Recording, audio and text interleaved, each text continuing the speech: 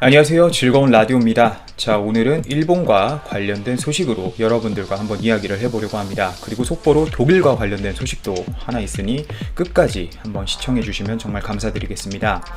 일본 정부가 우선 강제징용 재판과 관련해서 자국 기업의 압류 자산이 실제 현금화될 경우에 대비해서 보복 조치를 본격적으로 또 검토 중인 것으로 알려진 가운데, 그 다음 수순은 예전에도 한번 얘기가 됐었지만 이 금융 제재가 될 것이라는 관측이 아주 많이 나오고 있습니다. 우선 당장의 보복 조치로서 이 한국인에 대한 관광 목적 등의 단기 비자 면제를 즉각 중단하고 각종 비자 취득 조건을 까다롭게 하는 방안이 거론되고 있는 가운데, 이 경우 일본 정부가 신종 코로나 바이러스와 관련해 이미 우리나라에 대해서 전면적인 입국 금지를 하고 있기 때문에 즉각적인 효과보다는 한국과의 관계는 더욱 악화일로를 걷고 있다는 것을 이 세계적으로 보여주기 위한 상징적인 의미가 더욱 커 보입니다. 다음으로 우리나라를 치기 위한 방법이 앞서 말씀드린 이 금융제재인데요. 일본 경제부총리 야소다로 부총리 또한 한국과 무역을 재검토하거나 금융제재에 나서는 등 방법은 여러 가지가 있다면서 이 협박성 발언하고 있고, 어떤 방법이든 일본보다 경제 규모가 작은 한국이 먼저 피폐해진다는 건 절대적으로 틀림없다고 말한 바가 있습니다. 좀 더 첨언을 드리자면, 한국 기업이 달러를 조달할 때 일본은행이 보증을 섰던 것을 회수하면 한국의 달러 조달 부담이 점점 높아질 것이라고 언급을 하고 있는데요. 하지만 이런 수는 이 반도체 소재 수출 규제와 일본 입장에서 전혀 다를 게 없습니다. 이런 방법은 일본 은행에도 마이너스가 되기 때문에 일본도 대항 조치를 쉽게 취하기는 어렵기 때문이죠. 하지만 이 비이성적인 사고 판단을 하는 방사능에 오염된 일본 정치인들은 반도체 수출 규제와 같은 본인들에게 마이너스가 되는 선택을 또 할 수도 있다고 조심스럽게 우리는 예상해 볼 수 있습니다. 실제로 일본 수출 규제의 역설에 대해 제가 말씀을 드리자면, 한국은 오히려 작년 7월 이후 일본 경제 의존도가 더 낮아졌습니다. 대한상공회의소가 26일 발표한 일본 수출 규제 1년 산업계 영향과 정책 과제 이 보고서에 따르면 총 수입액 중 대일 수입액이 차지하는 비중은 1965년 통계를 작성한 이래 처음으로 한 자릿수로 떨어졌습니다. 총 수입액 약 5,033억 달러 중 대일 수입액은 476억 달러로 9.5%를 차지했는데, 분기별로 이걸 따져보자면 이 비중은 지난해 1분기 9.8%, 2분기와 3분기는 9.5%, 4분기는 9%로 갈수록 하락하고 있는 것이죠. 그리고 재미있는 점이 하나 더 있습니다. 일본이 수출 규제 대상으로 삼은 소재, 부품 산업의 대일 수입 비중은 같은 기간 15.7%에서 16%로 0.3포인트가 오히려 상승해버렸는데요. 여기가 재밌습니다. 일본이 규제를 가한 이 관련 분야 산업보다 다른 산업에서 수출 규제의 영향이 더 크게 나타나 일본이 아주 호되게 당하고 있다는 점이죠. 당장 반도체 수출 규제로 인해 반도체 소재 수출 문제보다 일본 입장에서는 대표적인 예가 있겠죠. 일본 제품들 유니클로, 데상트, 일본 맥주, 식료품, 일본 여행, 일본 자동차 등등 우리나라 생활 속에 아주 깊숙이 침투해 있던 일본 제품들이 우리나라 사람들의 일본 제품 불매 운동으로 인해 일본 기업들의 매출액이 아주 크게 하락했다는 점을 우리는 눈여겨봐야겠습니다. 특히 수출 규제 품목 같은 경우는 지난해 일본 정부의 수출 규제 직후 민관이 긴밀한 협력을 통해 핵심 품목의 국산화, 수입 다변화 등 공급 안정화 노력을 했고, 일본도 규제 품목으로 삼은 제품 수출 허가 절차를 진행하면서 당초 우려와는 달리 소재 부품 공급에 큰 차질을 겪지 않았는데 일본만 피해를 제대로 입고 있다는 이야기죠. 금융 제재와 같은 문제가 생기면 다시 일본과 더욱 악화일로를 걷게 될 것으로 보이는데요. 이와 관련된 반일 관련주가 오늘 아침부터 핫하게 움직이고 있습니다. 8월 4일경에서 8월 초에 일본이 우리나라에 대한 이 강제징용 배상 관련된 공식 입장을 또 보여줄 것이라고 생각이 되는데, 또 이와 관련된 긴급한 소식이 있다면 바로 전해드리도록 하겠습니다. 다음은 어처구니 없는 또 일본과 관련된 내로남불 소식입니다. 바로 조선업과 관련된 이야기인데요. 사실상 일본 조선업이 망했다고 봐도 무방할 정도의 모습을 보여주고 있습니다. 일본 정부가 자국 조선업과 해운업을 지원하기 위해 건당 수백억엔 이 규모의 대규모 금융 지원을 실시하기로 결정했기 때문인데요. 참 이상합니다. 당시 현대중공업과 대우조선해양의 합병이 공정 경쟁을 해친다며 세계무역기구죠. 이 WTO에 제소했던 일본 정부가 자국 조선업을 살리기 위해 사실상 공적 자금을 투입하는 모습은 정말 내로남불의 모습을 보여주고 있는데요. 기사 내용을 좀 봐보니 27일 요미우리 신문에 따르면 일본 정부는 전 세계 조선 시장의 점유율을 확대하는 한국과 중국에 대항하기 위해 국내 조선업계에 대규모 금융 지원을 실시하기로 방침을 확정했다고 발표하면서 한 건당 수백억 엔 규모로 예상되는 금융 지원을 연내 실시해 산업 기반을 유지하고 자체적인 해상 수송력을 확보한다는 계획을 세웠다고 합니다. 자, 이렇게 일본 정책 금융 회사들로부터 지원받은 자금으로 이 SPC가 일본 조선사에 선박을 구입을 하면 일본 해운 회사들은 이 SPC를 통해 운용 선박을 매입하거나 용선을 하는 구조입니다.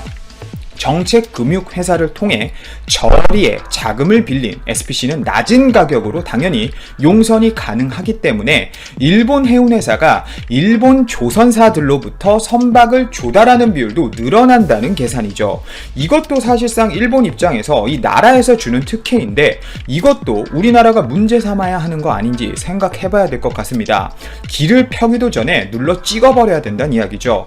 하지만 그러기엔 일본의 전세계 조선업 점유율은 2015년 32%에서 2019년 16%로 불과 4년 만에 반토막이 난 상황입니다. 그만큼 영향력이 미미하다는 소리죠. 그 이유는 물 보듯 뻔합니다. 한국의 엄청난 조선업 실력과 저가 조선 수주로 유명한 중국 조선업 공세에 밀렸기 때문이죠. 일본 자국 조선회사의 경쟁력이 떨어지면서 일본 해운회사들의 운용 선박을 일본 조선회사에 발주하는 비율도 2014년부터 2018년 약 5년 동안 75%까지 떨어져 버린 것입니다. 약 20여 년 전이죠. 1996년에서 2000년 정도까지만 해도 이 비율은 94%에 달했는데 순식간에 그냥 확 떨어진 거예요. 이에 대해 일본 정부 고위 관계자는 이대로라면 일본의 조선업은 소멸할 수밖에 없다, 망할 수밖에 없다면서 WTO 협정을 위반하지 않는 범위 내에서 정부의 지원이 불가피하다라고 설명하고 있는데요. 꽤나 긴밀하게 일본이 계획을 세우고 있는 것으로 보입니다.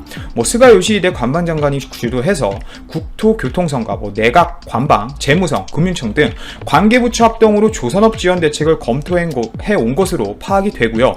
하지만 분명 아셔야 할 것이 있습니다. 아시겠지만 일본은 그동안 다른 나라 정부가 대표적으로 우리나라가 가장 유명하죠. 자국 조선업을 지원하는데 아주 적극적으로 반대해 왔습니다. 실제로 2018년 현대중공업과 대우조선해양의 합병이 발표되자 우리나라 정부가 천문학적인 공적 자금을 지원해 시장 경쟁을 해쳤다며 세계무역기구에 2차례 제소한 이력도 있죠. 하지만 이 부분도 아셔야 합니다. 자국 산업을 지원하기 전에 기술적으로 이미 일본의 조선업은 당시 우리나라에게 굉장히 밀린 상태였고 우리나라가 자국 조선업에 지원을 하던 안 하던 일본은 이미 그 경쟁력을 잃었다는 것이 중요한 것이고 그 제소는 단지 딴지 걸기에 지나지 않을 정도의 사실상 시비를 건 것과 마찬가지란 것이죠. 현재 일본이 코로나 관련 확진자 수가 연일 700명에서 800명대의 높은 수를 보여주고 있고 긴급사태 추가 확정이 날지 안 날지 곧 결정이 날 것 같은데요. 도쿄올림픽은 또 열고 싶다고 일본 아베는 꽃길 퇴진을 외치고 있습니다. 코로나19 사태 악화일로를 걷고 있는 일본이 세계인의 축제를 가지고 본인의 정치적 목적을 위해 아주 위험한 생각을 계속하고 있는 것 같은데 빠르게 일본 도쿄올림픽이 취소되길 원합니다. 그리고 마지막으로 짧게 독일과 관련된 소식인데요. 도널드 트럼프 미국 대통령이 이 주요 7개국이죠. G7 회의에 한국과 호주, 인도, 러시아를 초청하고 싶다고 밝힌 것에 대해 독일이 반대 의사를 밝혔습니다. 참으로 안타까운데요. 물론 호주, 인도, 러시아에 대해서 반대를 한 것인지 한국에 대해서 반대를 한 것인지 이렇게 정확히는 모르겠습니다. 하지만 앞서 일본에서도 부정적인 견해를 드러냈었는데 당연히 우리나라 때문이죠. 독일이 무슨 생각으로 이 우리나라의 G7 편입에 반대 의사를 펼쳤는지 개인적으로 굉장히 궁금합니다. 아직까지 조금 속내 파악이 안 되는 상황이고 그만큼 우리나라의 참여가 본인들 입지에 굉장히 부정적인 영향을 미칠 수 있다는 점은 이 부분에서도 확인이 되는데요. 이 부분에 대해서 좀 더 저도 깊게 생각해보고 관련된 이야기를 한 번 더 여러분들께 전해드리도록 하겠습니다. 오늘도 제 방송을 들어주셔서 진심으로 감사드리고 제 방송이 도움이 되셨다면 좋아요, 알람, 구독, 댓글 한 번씩 꼭 부탁드립니다. 정말 감사합니다. 다들 아침에 브리핑 공지를 하니 북한 관련된 이슈가 아닐까 싶어서 기대 섞인 전화들을 많이 하셨는데 중요한 내용 꼭 말씀드려야 될 내용이 있어서 왔습니다. 지난 우한에서의 우리 제외 국민의 소위 말하는 귀국 작전에 대해서 국민들께서 많은 관심을 가져주셨고 그때 최대 이슈 중에 하나였습니다. 그동안 저희 정부는 코로나19 팬데믹 상황에서 세계 어디라도 그곳에 한국인이 있다면 우리 국민의 안전한 귀국 지원을 위해 외교적 역량을 총동원했습니다.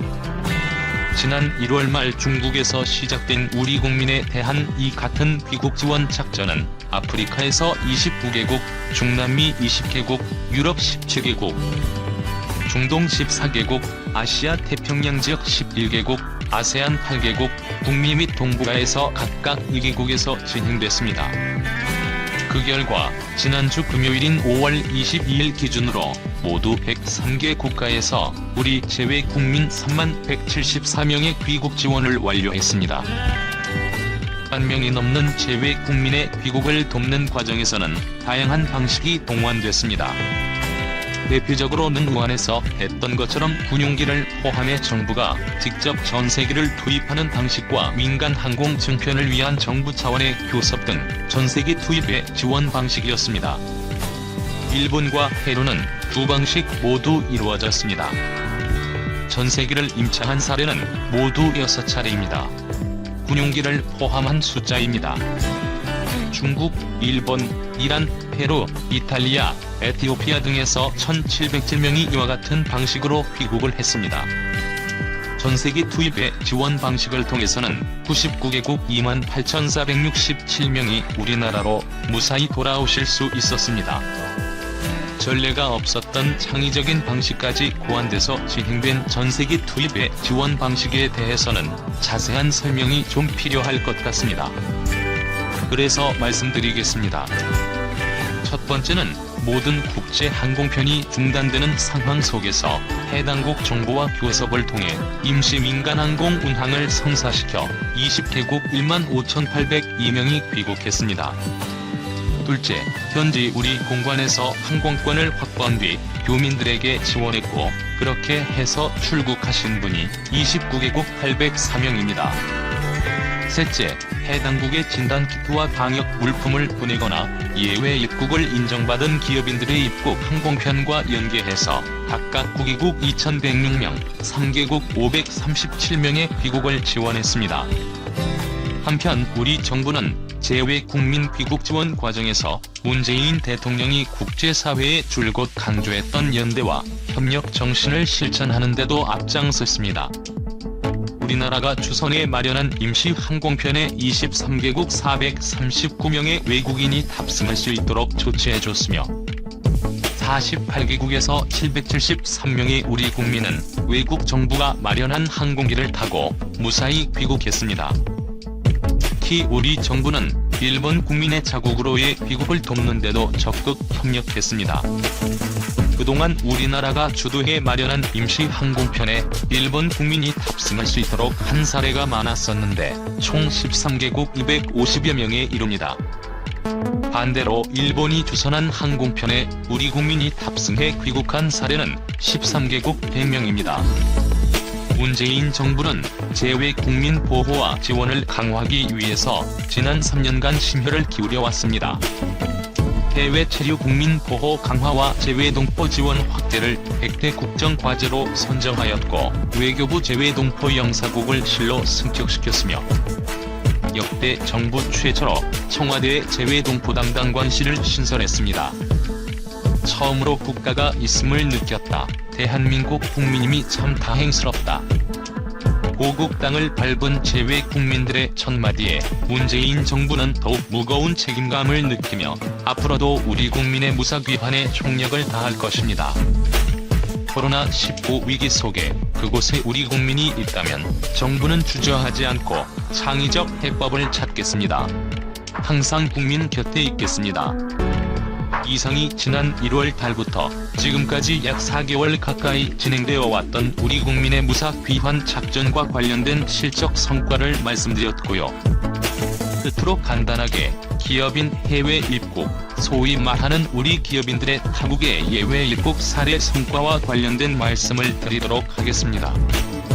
5월 22일 현재 외국인 입국 제한 조치 도입 국가 중 12개 국가에서 우리 기업인 6,741명이 입국 완료했습니다.